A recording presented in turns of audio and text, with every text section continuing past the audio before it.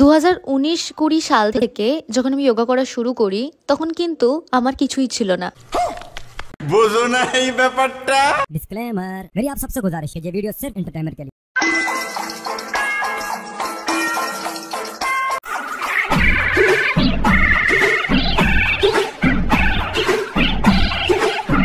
বাহ, তোমরা কত মন দিয়ে ভিডিওটা দেখছো। এত মন দিয়ে যদি পড়াশোনাটা করতে না তাহলে পৃথিবীতে বহুত বড় উন্নতি করে নিতে।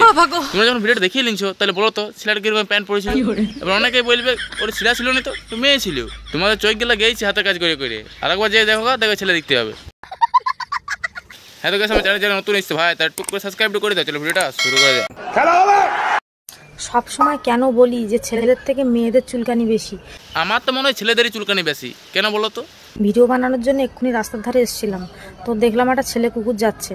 ছেলে কুকুরটাকে দেখে একটা মেয়ে কুকুর দেখি ঠ্যাং উঁচু করে শুয়ে পড়েছে রাস্তায়। সে তো আমি শুরু থেকে জানি যে মেয়েদের চুলকানি বেশি। এত বড় আফ্রিকার জঙ্গল আছে আর চুলকানি হবে না, সেটা কোনোদিন হতে পারে?